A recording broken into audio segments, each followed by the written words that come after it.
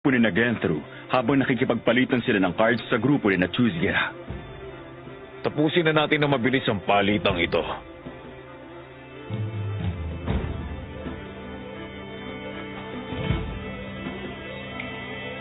Okay. Tapos na ang trade. Hindi. Hindi pa tayo tapos. Hindi ako kontento sa palitang ito. Hindi naging patas ang palitan natin. Okay ka rin ano? Tsaka ka magre-reklamo kung kailan tapos na yung palitan? 3 bara ang binigay namin sa'yo. Masyado ka naman yatang gahaman. Konting lamig lang muna. Mali ang inaakala nyo. Ang ibig kong sabihin, hindi ito patas para sa inyo. Masyadong pabor sa amin ang palitang ito. Ayoko ng pakiramdam na halos parang nilimusan nyo lang ako. Hindi ako tatahimik ng ganito. Kahit na dahil dito, maklear pa namin ang game. Ganito na lang para maging patas ang lahat. Mamili kayo kanan o kaliwa. Ibibigay ko sa inyo ang alinmang mapili ninyo. Ang isa dito walang halaga. Pero yung isa dito, ang Breath of Archangel. Ayos.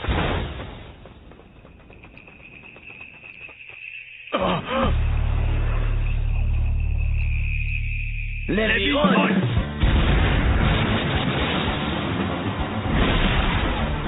Naloko na! Return on! Dumatadora! Habulin natin sila. Sandali lang. Tingnan niyo muna ang mga cards ninyo. Nawala yung isa sa mga number 80 cards na minomonopolize namin. Ganon din yung number 65. Kayo, anong nawala sa inyo? Nawala yung number 42 at number 53. Yung sa akin, number 29 at number 24. Nadali nila ako. Nawala yung dalawa ng number 85 na tayo lang ang meron. Mga state pocket cards lang lahat ang kinuha nila. At nakuha rin nila yung dalawa sa card types na solo lang ng grupo namin. Walang iya. Sigurado gumamit sila ng risky dice. Hindi nila kami kakunsaba! May mga ginamit sila para palitan na mga mukha namin! Boss, kailangan natin silang habulin. Hindi na. Hoy, si Gentro ba ang bomber? Hindi namin alam. Pero may ginawa siyang parang ganito sa kasamahan namin. Tapos sumabog na lang yung ulo niya ng bigla. Isang abilidad at sadyang hinubog para makakitil. Pwede natin masabi na mula doon na sanay siya sa pakikipaglaban. Kaya pagpapatiwakalan sigurin sila ng hindi handa. Alam namin pero ninakawan nila tayo ng 5 uri ng stay pocket cards. Ang hirap lang pakawalan. Baka nga dahil doon, nakumpleto na nila ang stay pocket cards sa binder nila. List on. Number 2. Sa ngayon, safe pa tayo. Hindi pa nila nahanap ang number 2 strip of ghost at wala pa nakakakuha nito. Kaya naman ang magiging priority natin ngayon, hanapin ang number 2 card bago pa nila tayo maunahan. At nasa atin pa rin ang exchange ticket para sa Breath of Archangel. May pag-asa pa tayong talunin sila. Tama, hanapin na muna natin yung card na yon.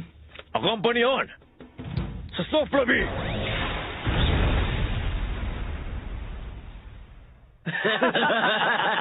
Ang galing natin, naisahan natin sila. Napakinabahangan natin ang pag-combine ng risky dice at levy.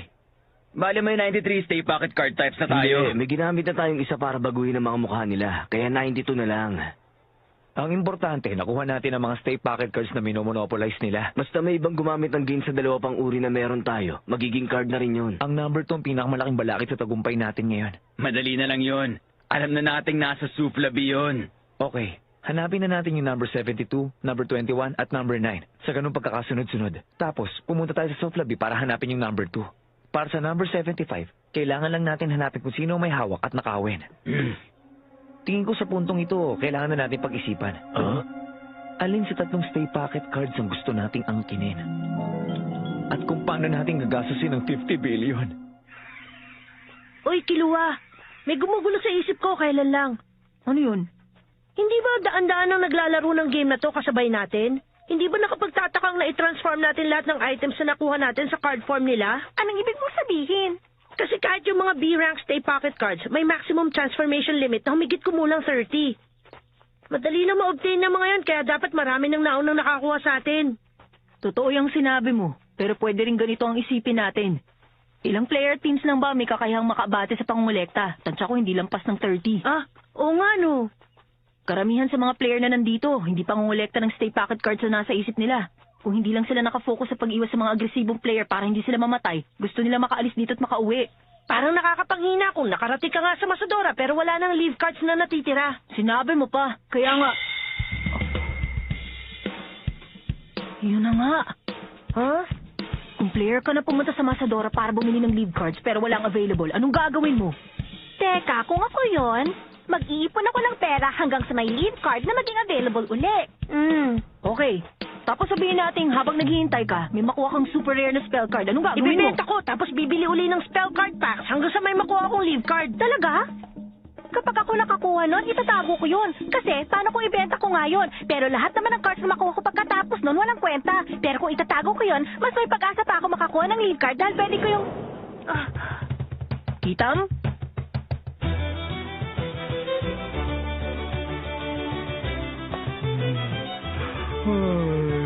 Kailangan mo ng leave card? Oh? Gusto mo bang bumalik sa tunay na mundo?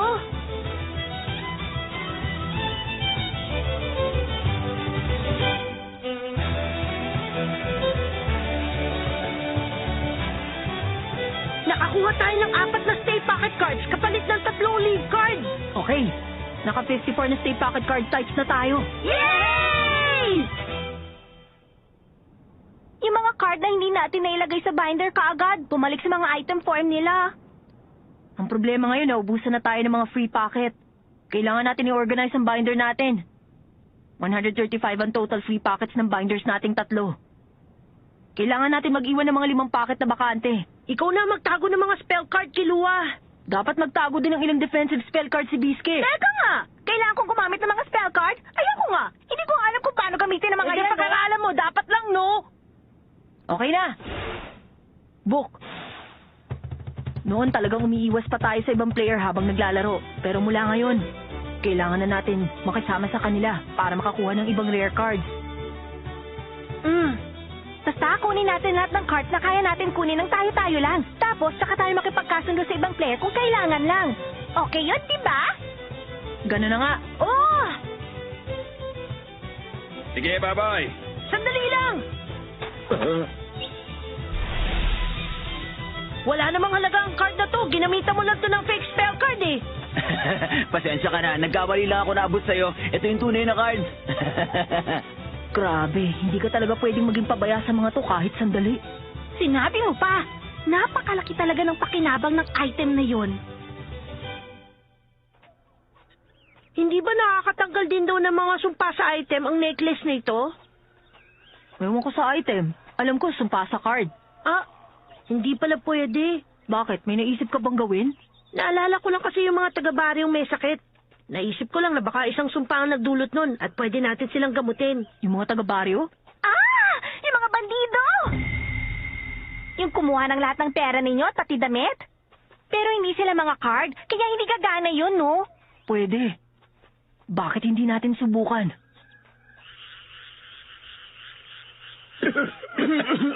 Pwede niyo po bang ipagkatiwala sa amin ang mga buhay ninyo?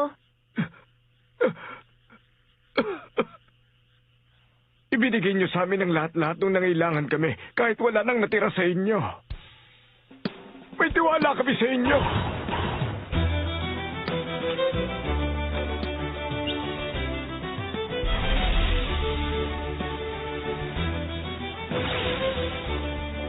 Tumana! Maraming salamat sa inyo. Nasa amin na ang munting kayamanang ito ng ilang henerasyon. Inihahandog namin sa inyo bilang pasasalamat. Ang ganda! Ang Alexandrite of Strange Rock! Sa atin na! May isang player na gumagamit ng contact card para makausap kayo. Musta? Si Katsundo. Gusto ko sana kayo makausap. Pwede ba tayo magkita ng harapan? Ano ba gusto mong pag-usapan? May isang grupo kasi malapit na makaklare ng game. Huh? Grupo sila ng 3 lalaki. Gendro ang pangalan ng leader nila. Gentro? Sa inyong lahat dito, salamat sa pagpunta at salamat sa tiwala. Tulad ng nabanggit ko nung contact, malapit na makumpleto ng grupo ni Gentro ang game. Kakacheck ko lang sa ranking. At sa ngayon may hawak na silang 96 na uri ng stay pocket cards. Kailangan natin makaisip ng paraan para pigilan sila. Pwede magtanong, Ano yon? paano chinecheck yung ranking? Ganito. Yun lang, hindi nyo pa alam gawin? Kapag sinagot mo lahat ng tanong nila, aabutin tayo ng madaling araw dito. Dumiretso na tayo sa importanteng usapan. Huwag kang ganyan, Asta. Nandito tayong lahat para magpalitan ng impormasyon. Malay mo naman, may impormasyon sila na hindi mo pa alam, Asta. Pakinggan natin sila. Imposibleng mangyari yun.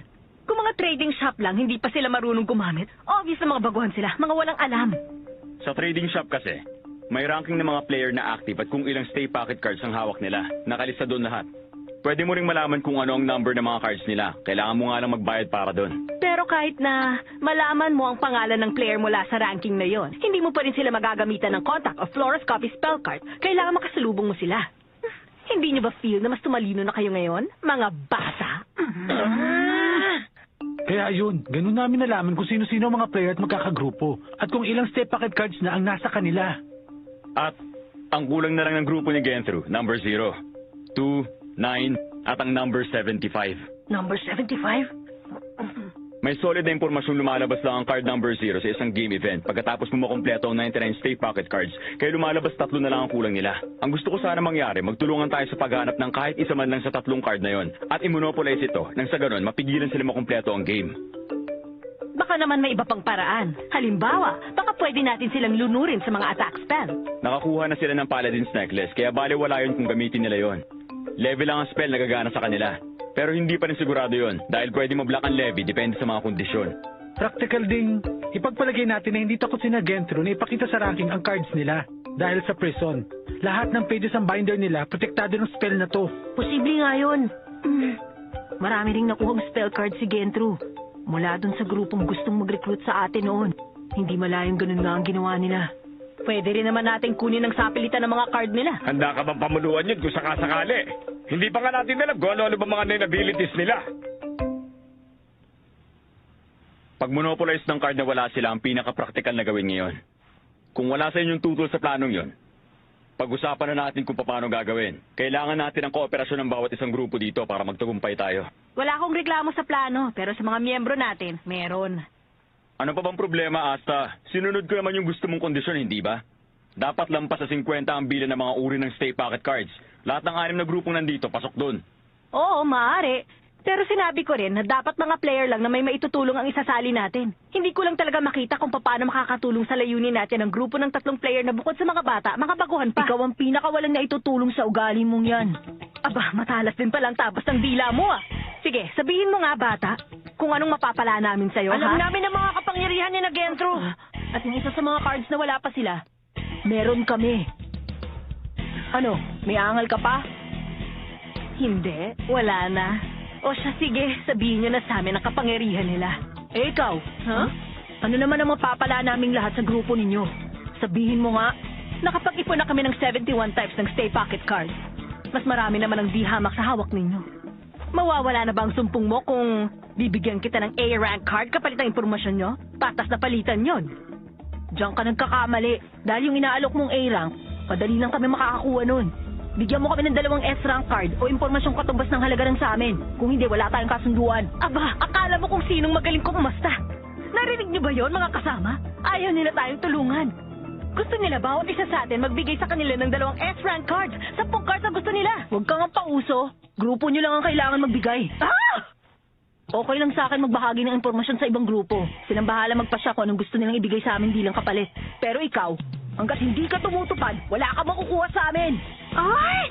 Mga isip bata talaga. Nagmalaki na porket hindi lang napagbigyan. Kayong dalawa, tama na yan. Nandito tayo para magtulungan, hindi para magtalo. Wala pa ako sinasabi, makikipagtulungan ako sa isang to!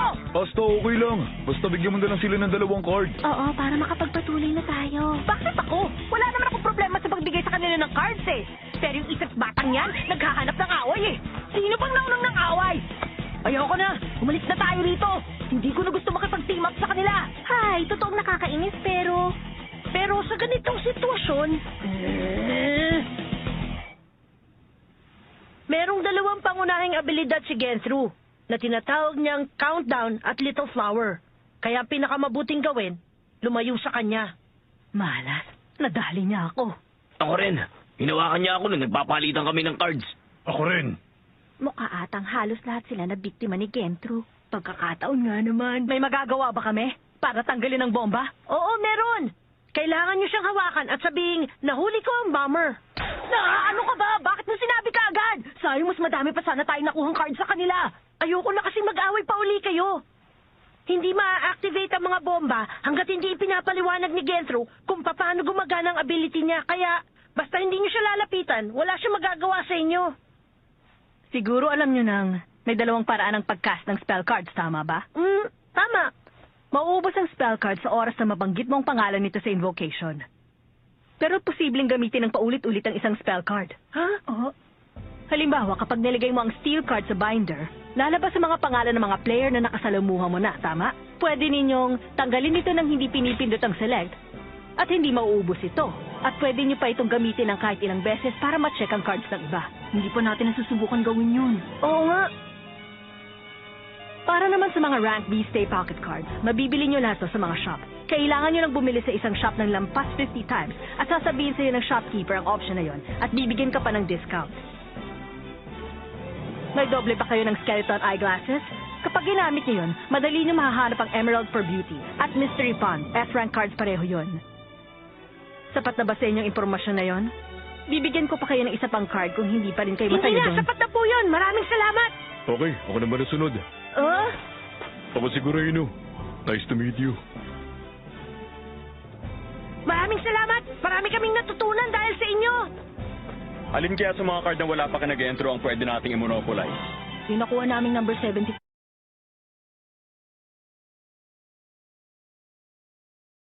Kulay. Isang kopya lang ang pwede makuha ng bawat grupo at masyado malaki ang maximum transformation limit niya. Bukod sa komplikado ang pagkuha nito. Nakakuha kayo ng number 75? Ang gagaling nyo naman. List on! Number 75! Sa ngayon, 5 ibang grupo din ang may number 75. Tama siya, hindi nga pwede to. Eh yung natitirang dalawa. List on, number 9. List on, number 2. Hindi rin pwede ang number 9. May 3 ibang grupong meron. Yung number 2 na card, yung tinatawag nilang Strip of Coast. Wala pang nagmamay-ari. Guidepost on, number 2. Alam ko na kung nasaan. Sa soft lobby. Nanggaling na ako doon, May company card na ako. Okay, tara na. Accompany on! Sa Softlabi!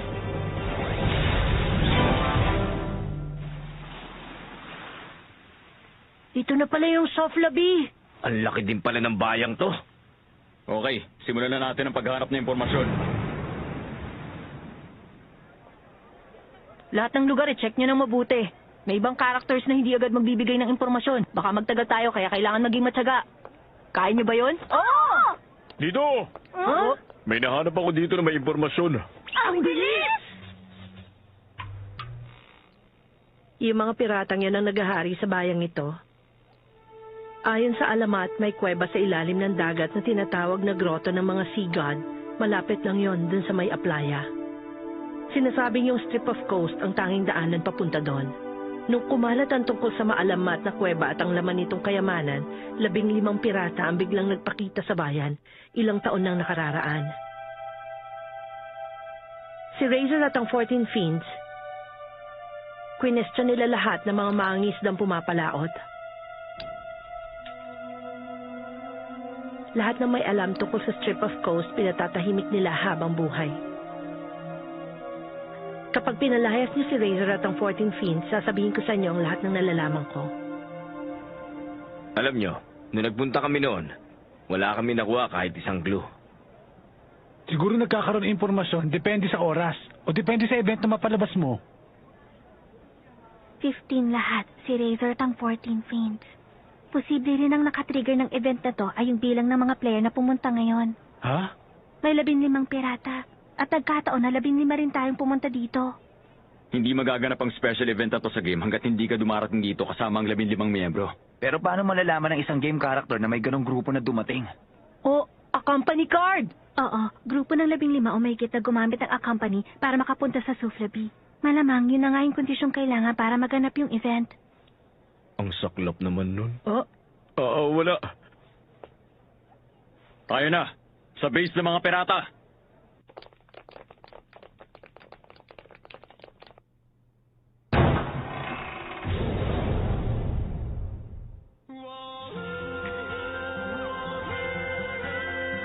Ngayong nagkaharap na si Naggon at ang mga mabagsik na pirata na sumakop sa Soflabi, magawa kaya ng grupo nila makuha